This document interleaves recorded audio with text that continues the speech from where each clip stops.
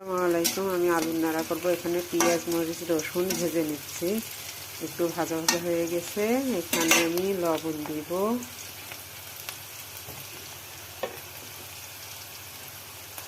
হলুদ দিব। আমরা উত্তরবঙ্গের লোক আলুর ডাল আলু নাড়া খেয়ে থাকি। এখন আমি এখানে আলুগুলো ঢেলে দেব। আলুগুলো একটু নাড়াচাড়া করে দেব।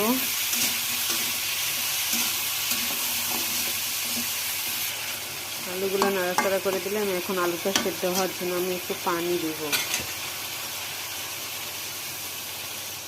এটা সেদ্ধ হলে আমি কষাই নেব, নিয়ে ঝোলের পানি দিব।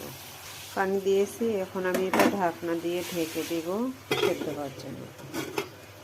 দেখি আলুগুলো আমার সেদ্ধ হয়েছে। আলুগুলো আমার সেদ্ধ হয়ে গেছে। আলুগুলো এখন আমি সুন্দর করে একটু নাড়াচাড়া করে ঝোলের পানি দিব। আলুগুলো আমি একটু হাতা দিয়ে ভেঙে দেব।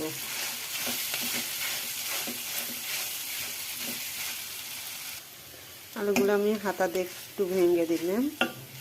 এখন এখানে আমি ঝোলের পানি দিব।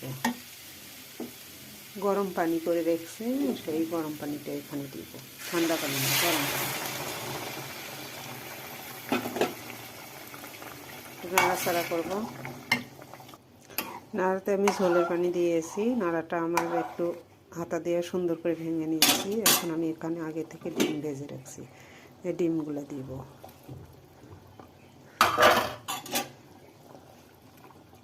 ডিমগুলো দিয়ে একটু নাড়াচাড়া করে দিলাম। এখন আমি এটা ঢাকনা দিয়ে ঢেকে দেব। জাল খাবে না, জাল হয়ে গেলে আমি এখানে দেখি আমার আলু নাড়াটা হয়ে গেছে। এখানে একটু ভাজা জিরার গুঁড়ি দেব।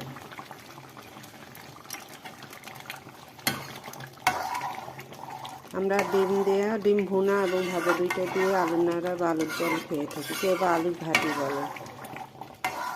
আমার রান্নাটা কেমন হয়েছে আমার মতো করে রান্না করে খেয়ে দেখুন।